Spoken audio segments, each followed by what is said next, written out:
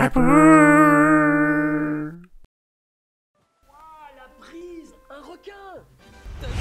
Ah, bisous. Qu'est-ce que tu veux? Papou, suite à mes 3 semaines de cours au Popotamu Dojo, j'ai décidé d'utiliser mon art martial pour la cause la plus noble qui soit. Ah bon? Et laquelle? Te défier en combat singulier pour la télécommande. Moi aussi, j'ai le droit de regarder Prime, Netflix et tout et tout. Viens, viens. Oh, t'es sérieux là? Tu vis tes derniers instants, mon cher Jonathan. C'est même pas raccord, j'ai même pas le bon de là. Oh.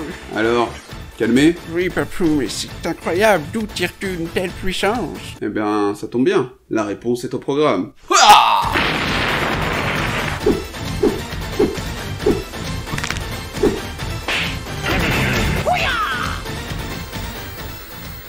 Saluton à tous. Bienvenue dans Netflix and Shit, notre chronique dans laquelle nous explorons Monsieur Bisou, MacBisou et moi-même dans une tentative désespérée d'humour, des thématiques sympas au travers de ce que proposent toutes ces nouvelles plateformes de streaming là qui nous sont tombées dessus ces dernières années. Netflix, Prime Video, Disney+, Hulu, Apple TV+. Salto. Non, je déconne, pas le dernier. Bref, les plateformes de streaming, elles sont là, Monsieur MacBisou. Dans nos campagnes, dans les villes. Non, sérieux, tout le monde s'y met. Bientôt, on aura... Nouveau Carrefour Prime TV++, votre nouvelle plateforme de SVOD, avec en exclusivité la nouvelle saison de Superstore et notre série de documentaires inédites, Régis, le chef de rayon. Donc là, je passe la nouvelle boîte de raviolis en promo de 3,98 à 3,95. Déjà annulé. Bref, comme vous l'avez deviné, la thématique que nous allons explorer avec notre Popotam aujourd'hui est bien évidemment... Les hypermarchés. Non, c'est des séries où il y a la bagarre. Bon, c'est à peu près tout ce que sont les arts martiaux à main nue. Originaire de Chine et connu sous le nom de Kung Fu ou Wushu, comme on dit aussi là-bas, créé à des fins d'autodéfense, demandant un investissement physique comme mental allant de l'apprentissage des mouvements à l'entretien du corps, s'entremêlant au travers des siècles avec le bouddhisme et le taoïsme, emprunté, remanié comme beaucoup de choses par les japonais, et qui, pour des occidentaux uniquement avides de spectacle, se résume à des personnes ultra souples et stylées qui foutent des patates de façon encore plus stylée. Je veux dire, merde, les moines Shaolin, qui ont été les premiers à institutionnaliser le Kung Fu, ils sont ultra swag. Vous imaginez ça avec les moines en France?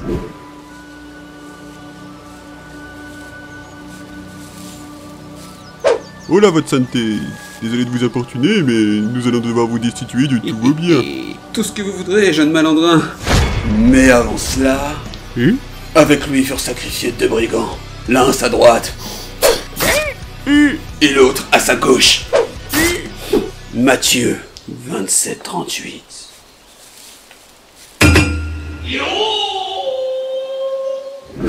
Bon, après, en plusieurs millénaires, les différents styles asiatiques se sont multipliés, se sont variés, et surtout, depuis quelques décennies, se sont répandus. Donc, la question est, comment on est passé de ça à ça? La réponse est connue pour la plupart, Bruce Lee, bien évidemment. Jeune pratiquant du Wing Chun et d'autres arts martiaux asiatiques, il part tenter sa chance aux States et commence à donner des cours d'arts martiaux dès 1959. N'en déplaise à certains maîtres chinois, ça a gagné en cote et Bruce a même inventé, dès 1967, son propre art martial, le Jeet Kune Do, mélangeant différents styles de combat orientaux et occidentaux dans le but d'être victorieux le plus efficacement possible. Et cela a donné un style particulièrement spectaculaire à regarder. Mais sur nos écrans alors, qu'en est-il? Eh bien, en ce qui concerne Bruce, c'est en jouant dans la série TV Le Frelon Vert, Green Hornet, dès 1966 que les arts martiaux ont été popularisés sur nos petits écrans. La série dépeignait les actions héroïques de Britt Reid, rédacteur en chef du Daily Sentinel, et de son majordome Kato, expert en arts martiaux, qui, vous l'aurez compris, était joué par Bruce Lee. La série malheureusement est annulée au bout d'une saison, mais elle est restée culte, et il existe également une adaptation en film assez fun, sortie en 2011, réalisée par Michel Gondry, et dans laquelle le héros ne réussit ses exploits de Frelon Vert uniquement grâce à l'habileté de son majordome, sans se rendre compte de tout ce qu'il fait pour lui d'ailleurs.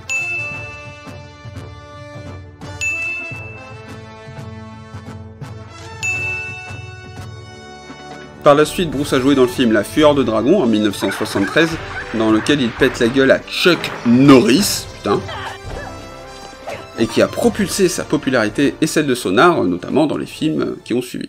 Aujourd'hui, le genre a énormément évolué. On est passé dans les années 90 à des gros costauds pouvant péter la gueule à 50 000 mecs sans mourir, genre Steven Seagal et compagnie,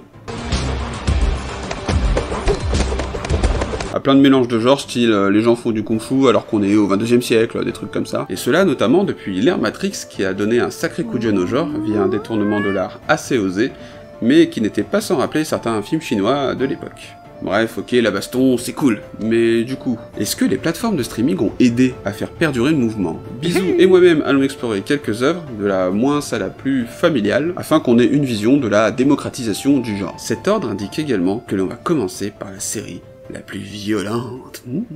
Je vais bien écouter tout ce qu'il dit pour m'en servir dans un combat final épique. Une fois que je saurai tout sur son apprentissage, en combinant cela grâce à la technique du dojo Popotamu, je serai invincible. Tu peux penser moins fort, s'il te plaît?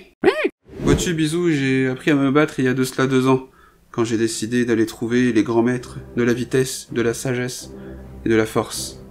Mon périple a commencé quelque part au cœur de la Chine.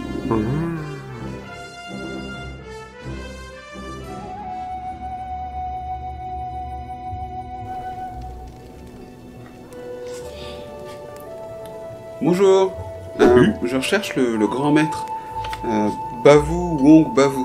Vous savez où je peux le trouver? Peut-être bien que oui, étranger. Ok, et il est où? Eh bien, si vous voulez que je vous réponde, je vous propose un petit défi de rapidité. Essayez de retirer un Blu-ray de ce coffret Game of Thrones d'un seul geste. Mais c'est impossible! En êtes-vous si sûr, étranger? Stupéfiant! Mais qui êtes-vous? Bavu Wong Bavu, enchanté. Stupéfiant! Oui, bon, ça va. Pardon, mais comment avez-vous appris tout cela? Voyez-vous, étranger, tout a commencé quand ma région a subi une apocalypse et que tout le pays est retombé 200 ans en arrière, avant de s'organiser en un système féodal de 7 baronnies. Comme arme, nous avions des hommes déterminés qui n'ont eu d'autre choix que d'apprendre des techniques d'arts martiaux hors du commun. Et pourquoi pas des flingues? Une série a été faite à ce sujet. Je vous propose de la regarder dans mon arrière-boutique pour que vous compreniez mieux. Ben voyons. La réponse est non pour info. C'est pas si répandu les séries d'arts martiaux sur les plateformes de streaming. Non, franchement, j'ai cherché des exemples et ben c'était pas si évident que ça. Hein. Et du coup, t'as fait comment, papou? J'ai triché. Hein? Et oui, notre premier exemple, la plus violente des séries que j'ai pu trouver, n'est pas tout à fait une exclusivité des plateformes de streaming, et c'est la série Into the Badlands. Une série du réseau AMC diffusée sur Sundance TV, une ancienne chaîne du réseau Free en France, et du coup, le seul endroit où on peut la regarder aujourd'hui, c'est sur la plateforme d'Amazon, Prime Video. La série, c'est du post-apo, se déroule vers l'an 2500, au centre des États-Unis, dans laquelle les armes à feu ont été bannies. La région est entièrement contrôlée par des barons qui, quand ils ne se font pas la guerre, échangent des ressources vitales telles le pétrole ou l'opium. Les 2 ingrédients de base d'une civilisation réussie. Tout ça sans oublier donc de se foutre sur la gueule de temps à autre et du coup, sans flingue, mais avec des voitures et de l'électricité, je précise. Les soldats des 7 barons, qu'on appelle les riflards, sont tous des spécialistes en arts martiaux. Nom de Zeus, bisous! Je reviens du futur, plus rien n'a de sens! Commence à noter, j'ai une idée pour un pilote. La série, qui pour le coup est une création originale, nous raconte les aventures de Sunny, premier riflard d'un des 7 barons joué par l'excellent Daniel Wu, qui à la base était juste là comme consultant, mais il était tellement doué en arts martiaux tout ça qu'ils l'ont convaincu de prendre le rôle du héros. Sunny, lors d'une mission, croisera sur sa route le jeune MK. MK.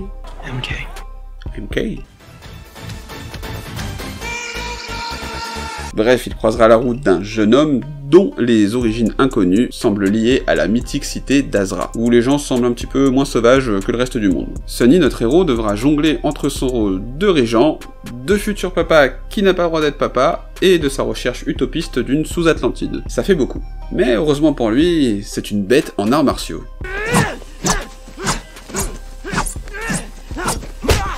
Bref, c'est un mélange d'hommage au film de samouraï avec un peu de violence gratuite en plus. Non, franchement, ça rigole pas. Une bonne recette donc, et en dépit de ses critiques mitigées, s'en est tout de même sorti avec 3 saisons.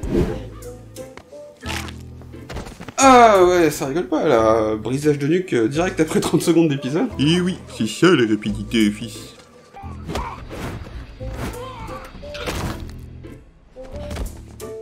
Ouais bon là par contre j'y crois moins. C'est ça les effets spéciaux, fils. J'arrive jamais à faire les wouch-wouch moi.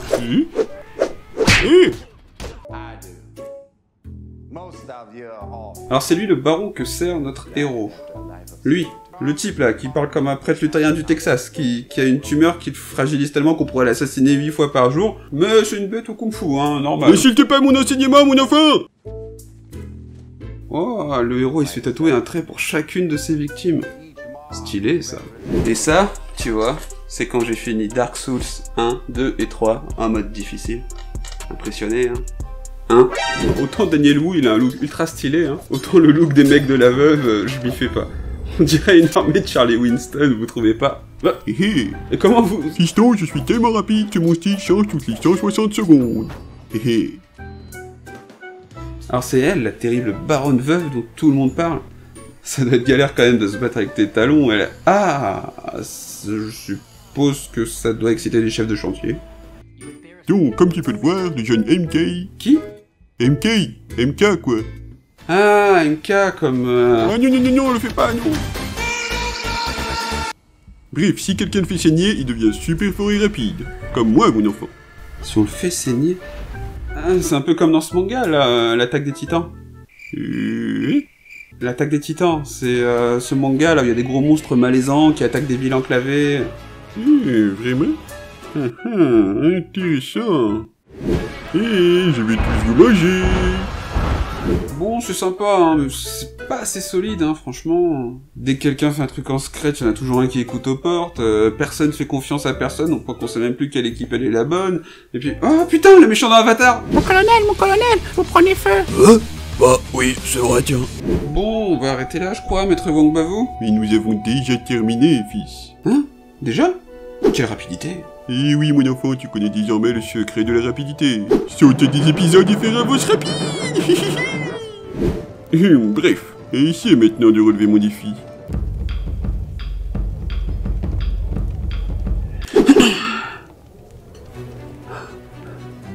Trop bien! Merci, maître, pour cet enseignement. Mais un grand pouvoir implique de grandes responsabilités. Il me faut apprendre la sagesse pour pouvoir utiliser une telle puissance correctement. Je connais justement la personne idéale pour cela. Elle se trouve dans un pays lointain. Au Japon? Mais non, en Belgique. Ah, ok. Eh, Papou, c'est quoi cette facture de 1600 € d'Air France, hein? Je peux tout expliquer. Bah oui, car ce genre de série il peut se regarder, mais au bout du compte, ça manque d'un acteur phare, un vrai bourrin, tête d'affiche. Et de ça, les années 90 en ont été remplis. Plein d'acteurs occidentaux qui pratiquaient leur art à travers l'audiovisuel. On parlait de Chuck Norris, mais il ne faut pas oublier les Seagal, les Stallone, les Schwarzy, ou encore...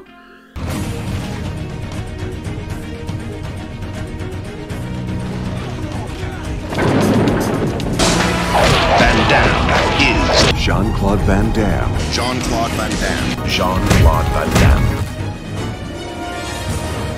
Star d'action ultime des années 80 et début 90 avec des films comme Bloodsport, Kickboxer, Full Contact ou encore Universal Soldier par les créateurs de Stargate. Il tombe tristement dans la drogue dans les années 95 après l'échec critique, mais malheureusement pas commercial, du film Street Fighter. Il enchaîne à partir de là des films médiocres en direct ou DVD jusqu'à tourner totalement foncedé dans Piège à Hong Kong de Choi Ark. Après ce triste chapitre, il tente de se remettre sur pied dans les années 2000, il arrête la drogue et tente de gérer son trouble bipolaire récemment détecté, avec de nouveaux films au moindre succès comme Replicant où il a une super coupe de cheveux.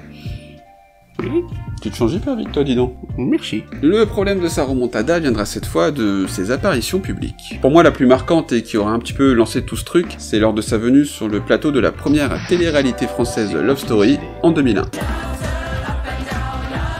Love Story donc, où il s'était pas mal ridiculisé. Bégaye maintenant. Ouais, j'ai changé. C'est l'effet Love Story, je bégaye maintenant. Super. Son enfant sera mieux que lui, mon enfant mieux que moi, et c'est comme ça qu'on fait aller au monde. Hein? Boum.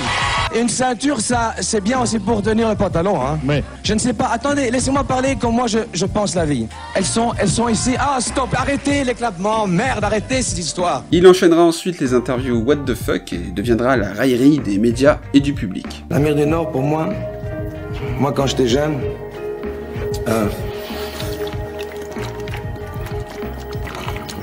le Dorlo, dans 20-30 ans, il n'y en aura plus. Triste fin. Ou pas, car il va tourner dans des films semi-autobiographiques style JCVD où on découvre que c'est pas un si mauvais comédien. Il va rappeler à tout le monde qu'il s'est tapé Kylie Minogue, et il va faire une putain de pub Volvo où il fait un putain de grand écart sur des rétroviseurs de camions sans aucun trucage.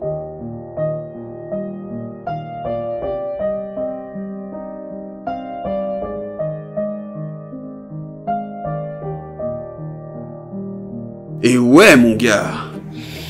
Oh non, papa, non, je veux pas le faire, non. Ah, c'est pas cool, ça. Ah, la Belgique, c'est un très beau pays, bisous. C'est là que j'ai été trouvé le maître de la sagesse. Ah. Mais c'est exactement la même auberge, papou. Chut, Bonjour, monsieur... Madame... Je suis non-binaire. Ok, bon. Voilà, je cherche le grand maître kung-fu de la sagesse. Fozo Van Fozo? Il n'est pas ici, étranger. Mais vous pouvez demander une audience si vous répondez à une énigme prouvant votre sagesse, justement. C'est vous, le grand maître, non? Oui. Et cette énigme me permet d'atteindre la vraie sagesse, hein? Tout cela fait partie de votre enseignement? Oui, bon. Alors, mon énigme, la voici. Le matin, rien ne se passe. Le midi, rien ne se passe. Et le soir, rien ne se passe, mais une accroche apparaît pour te donner envie de voir le lendemain suivant. Qui suis-je? Un jour de ma vie? Perdu. La réponse était un épisode de Walking Dead. Bon sang, mais c'est logique. Où avez-vous appris une telle sagesse, maître Van Fozo? Je vais te le montrer, mon enfant. Mais pour cela, il te faudra être aware. Aware? Seuls les vrais savent que Van Damme est un tueur qui ne meurt jamais, parce que même s'il meurt, il aura probablement toujours un jumeau quelque part pour le venger. Et le fait d'avoir accepté de jouer dans un projet de série d'action un peu délire sur sa personne montre d'autant plus son ouverture d'esprit. Aware. C'est ainsi qu'est né le projet fou, la bien nommée série Jean-Claude Van Johnson. Une exclusivité Prime Video. Cette série met en scène Van Damme dans son propre rôle à une exception près. Sa carrière d'acteur n'était qu'une couverture pour cacher sa véritable identité d'agent secret, Jean-Claude Van Johnson. Et comme il en a marre de sa retraite, et qu'on le confonde tout le temps avec d'autres acteurs, il décide de reprendre du service après avoir croisé son ex-collègue et amante. Oui, avec un tel pitch, on se croirait dans un rêve, mais je vous assure que cette série existe bel et bien. Vous pouvez la voir dès maintenant, elle est toujours dispo. Bref, le but ici est de nous montrer un Van Damme en pleine parodie de lui-même, via un scénario rocambolesque à mi-chemin entre la comédie d'action et un scary movie musclé. Voyons donc tout cela de plus près. Vois-tu, mon enfant, cet homme a jadis atteint une telle sagesse qu'elle a échappé à l'humanité et en a fait un paria. Mais sa sagesse est telle qu'il sait exactement de quelle manière revenir pour transmettre son message. Et de quelle manière? Et en pétant la gueule de garde d'usine lituanien, bien entendu. Mais reprenons l'histoire depuis le début. Oui, parce que là, il a l'air de galérer, là. Ça commence bien. Ah, le voilà de retour sur le terrain. Avec comme couverture le tournage d'un énième direct ou DVD. C'est vraiment sympa comme il... Love you, Tom Sawyer. Nom de Dieu, ce film a l'air génial. There's the new man of the house. Non, très sérieusement, j'ai très envie de voir ce film, maître. Patience, mon enfant. Style of fighting, style that you're known for, guys one at a time, kind of, it's not realistic. Bouh! Johnson, here's your weapon. I've got my own weapons. Yeah! Oh putain, ce déguisement. Les mecs, ils veulent vraiment nous faire croire que JCVD peut infiltrer une usine terroriste. Il révise même son script pendant l'infiltration. La sagesse implique une certaine polyvalence. Ok, mais bon, vous allez pas quand même faire croire qu'avec ce déguisement... Ah bah, regardez, il se fait griller direct. Hey Philippe. Hein? Mais c'est... Quoi? C'est qui, Philippe? Hey Philippe. Hey Philippe. Hey Philippe. Bonjour, Bavou. Salut Bavou. Tout le monde croit que je suis Bavou. Mais on va savoir c'est qui ce film. Ah! Salut, c'est juste moi, Bavou. Hein? Who are you?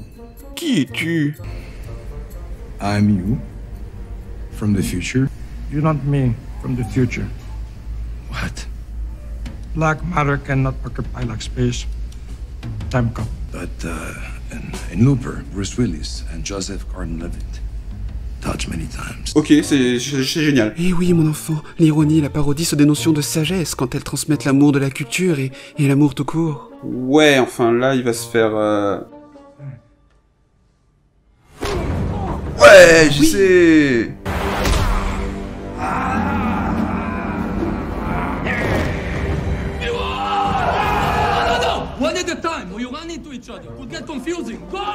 Ah, c'est pour ça qu'ils font ça dans les films.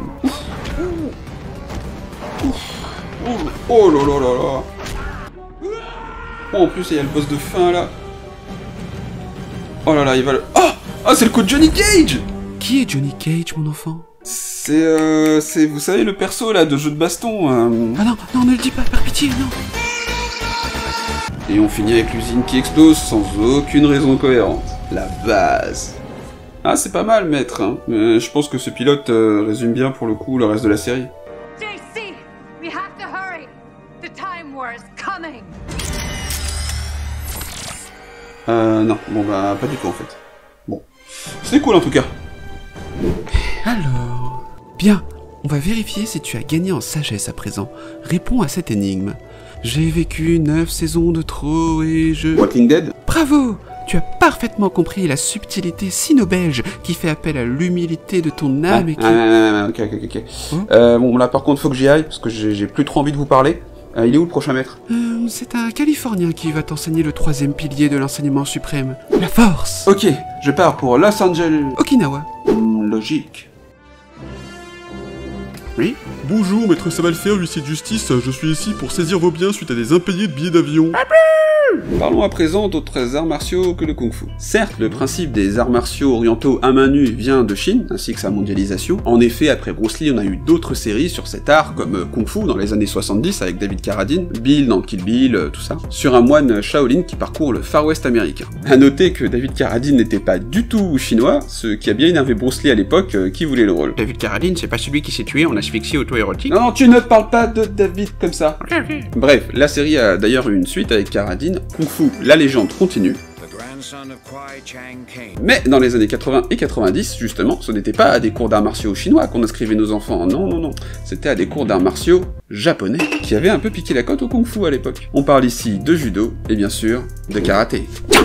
Traditionnellement, l'origine du karaté se situe sur l'île japonaise autrefois indépendante d'Okinawa, mais en creusant un peu plus, on s'aperçoit que celui-ci a autant des origines Shaolin que les autres arts martiaux d'Orient. Mais bon, dire que le karaté venait 100% du Japon, bah c'était une meilleure origin story pour les Nippons, au vu de la rivalité qui a régné entre les peuples chinois et japonais. Bref, le karaté est sans doute l'art martial qui s'est le plus démocratisé au sein des jeunes et des familles de l'époque, avant la popularisation d'autres arts comme le taekwondo, la boxe thaï, etc. Et bien évidemment, l'amour du karaté s'est aussi transmis au travers de films et de séries pour toute la famille. Un de ces films à caractère familial les plus connus, et qui va vous donner une bonne idée de la série dont on va parler, c'est bien sûr le film Karate Kid de 1984. L'original, pas celui avec le fils de Will Smith là. Le film met en scène le jeune Danny LaRusso, joué par Ralph Macchio, qui a déménagé du New Jersey à Los Angeles avec sa mère, et qui a du mal à s'adapter à sa nouvelle vie. Il trouve cependant un second souffle, et un père de substitution à travers son vieux voisin japonais, Monsieur Miyagi, qui va lui apprendre les bases du karaté. Ce même karaté va lui permettre d'affronter honorablement la brute le martyrisant à l'école, Johnny Lawrence du dojo Cobra Kai, qui est joué par Billy Zabka, cela lors d'un tournoi qui intéresse un peu trop les gens du coin à mon goût. Bref, Danny gagne le tournoi, récupère la meuf du méchant, et une nouvelle page se tourne. Il y a eu des suites plus ou moins notables au film, avec des suites allant jusqu'à Karate Kid 4 avec divers acteurs et actrices, mais surtout, 35 ans plus tard, YouTube Red, puis Netflix après la fermeture de YouTube Red, ont fait une suite à la saga avec les mêmes antagonistes, Cobra Kai, une suite toujours en cours de diffusion, et qui donne, cette fois-ci, plus de crédit au point de vue adverse, celui du méchant Johnny Lawrence. La question qu'on a le droit de se poser est... d'où est venue l'idée au créateur de faire une suite sous cet angle? Bon, et après, Papou, t'es parti où pour finir ton enseignement? Au Japon, où j'ai rencontré le maître de la force. Mais Papou, faut vraiment revoir tes décors. Mais c'est une franchise. Un maître Wufi Nakawufi? Pas du tout, frère. Ah si. Hein? Mais non, voilà. Si, arrêtez de vous foutre de moi. La méthodologie narrative des sketchs de cet épisode vous oblige à être le maître, alors arrêtez de vous foutre de moi. Bon, ok, c'est moi le maître. Bon, vas-y, l'autre. Je dois maîtriser votre enseignement pour devenir le plus puissant guerrier de toute la...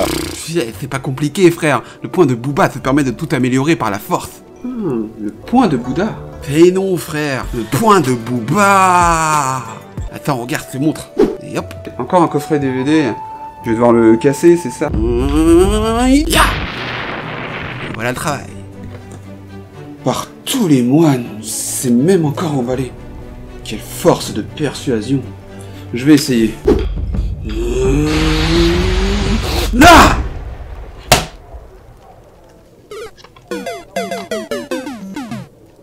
Tu as encore beaucoup de choses à apprendre, regarde. Allez, viens, on va se mater un petit entraînement. Tu vas voir ce que c'est le vrai dépassement de soi. Hein? J'ai pas compris avec le zozotage là. Le dépassement de saut... Oh bah tu fais chier frère, vas-y regarde. Bon alors, pourquoi cette suite au film Karate Kid a vu le jour, et surtout, pourquoi sous cet angle? Le concept de lire la saga Karate Kid à l'envers a été popularisé en fait par la série How I Met Your Mother, qui d'après l'un des créateurs n'est certes pas la série à l'origine de l'idée Cobra Kai, mais elle aurait au moins conforté les showrunners et leur équipe dans cette approche narrative. Conforter mon cul, ils leur ont soufflé l'idée, ouais. Y a aucune preuve, alors surveille ton langage. Où est-ce qu'il est? Bref. Dans l'épisode 15 de la saison 4 de How I Met, le personnage complètement fou de Barney Stinson donne son point de vue diabolique sur plusieurs vieux films aux grandes dames de ses amis. Who do you root for in Die Hard? Hans Gruber. At the end, he died hard. He's the title character. The Breakfast Club. The teacher running detention. He's the only guy in the whole movie wearing a suit. Terminator. What's the name of the movie, Robin? Et voici son avis sur Karate Kid. Hey, Karate Kid's a great movie. It's the story of a hopeful young karate enthusiast whose dreams and moxie take him all the way to the All Valley Karate Championship. Of course, sadly, he loses in the final round to that nerd kid.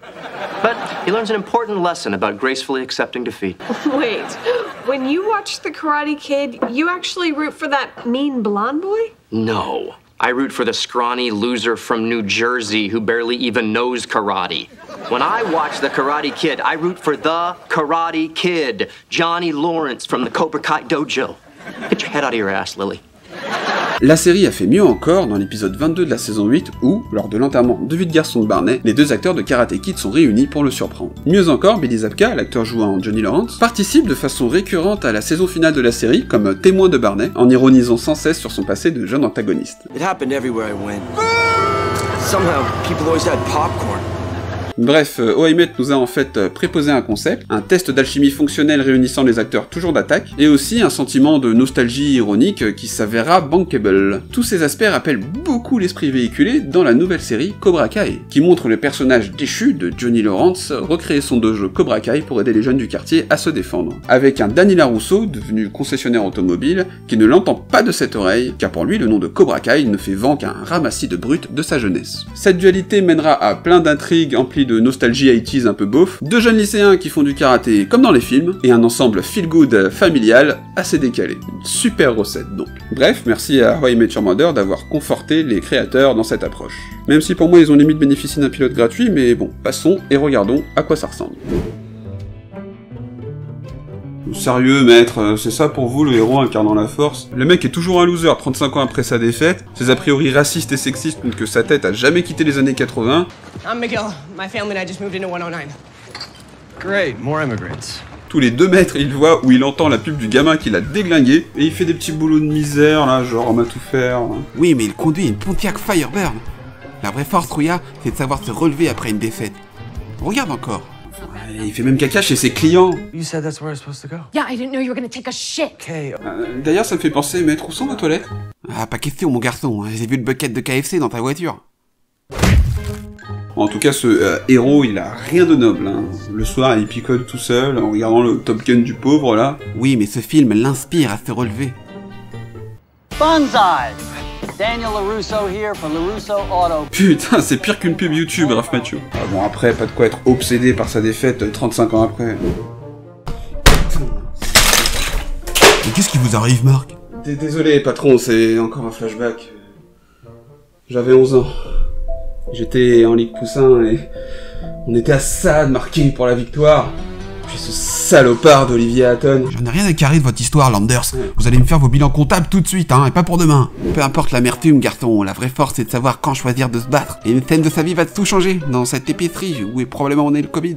Aren't you gonna wear gloves? Tu vois, Rouya, en décidant de défendre son jeune voisin contre des racailles des années 80, il va retrouver la voie du combat. Parce qu'il se bat toujours pour une cause juste. Hey, where you going, pussy? Oh! Hey! Watch your car, man. Ah, c'est sa caisse, Rouya, on rigole pas, hein.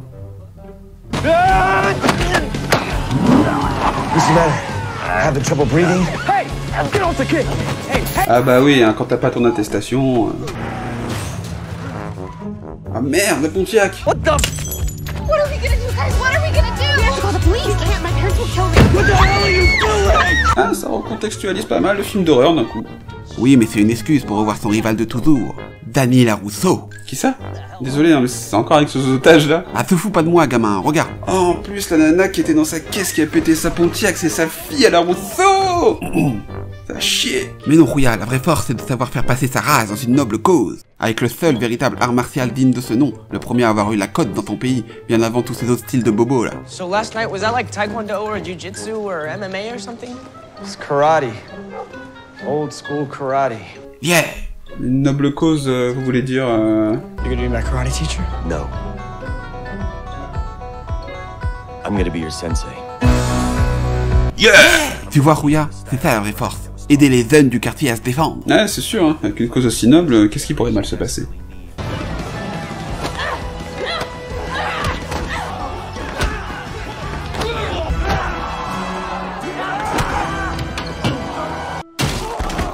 Oui, bon bah la leçon est finie. Hein. Et hop.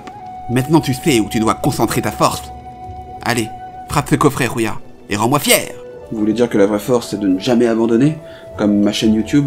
Non, ça c'est foutu, Rouya. Mais transforme ce DVD en bonne série, au moins. Je sais pas si je peux... Le point de Poupa, frère.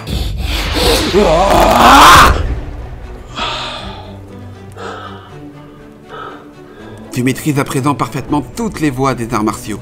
La vitesse, la sagesse et la force. Bravo, mon garçon. Ils n'ont même pas eu à faire du sport. Merci, maître. Salaud!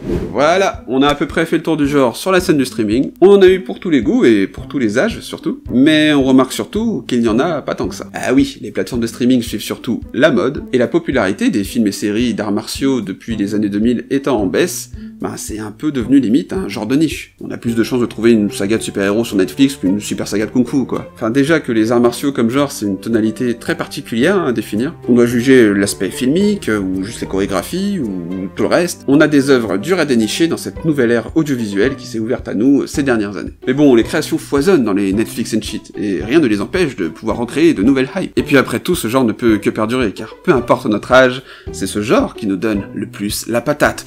Ya! Où est-ce qu'il est passé? Mais c'est quoi cette facture d'Air France, 3200 €?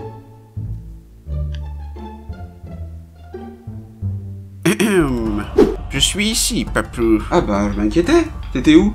Maintenant que tu m'as révélé le secret de ton enseignement, j'ai parcouru le monde pour apprendre les mêmes techniques et t'égaler. Et t'as fait ça en 6 minutes? Oui. J'ai combiné tes techniques avec celles du dojo Popotamu. Et je te défie à nouveau pour réclamer mon dû, c'est-à-dire... la télécommande.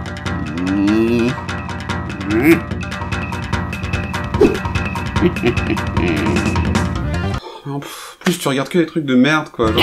Ah, ça fait mal, hein? Tu vas me les payer. Ah,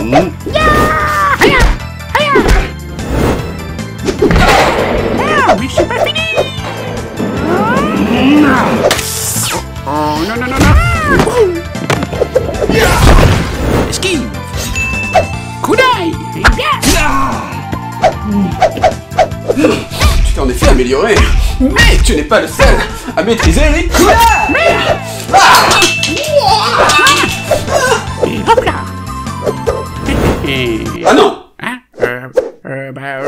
Cyberpunk alors. Bon, ok. Je t'attends!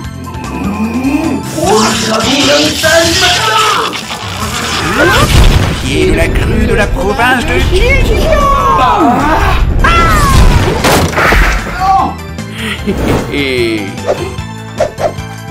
Fusil d'assaut de l'Air Force. Bulle de protection anti-fusil d'assaut.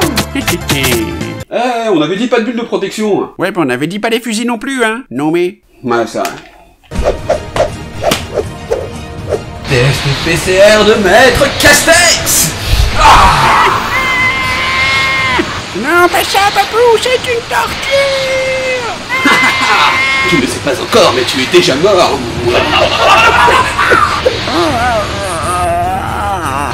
Je meurs. Quick. McDo, KFC.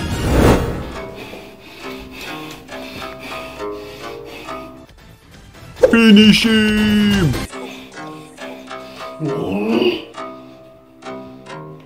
Non, j'ai encore d'autres vidéos à faire avec lui. Notre combat est loin d'être fini. Oui, c'est vrai. beau combat, après vous, beau combat. Oui, j'ai kiffé ma race, franchement c'était pas mal.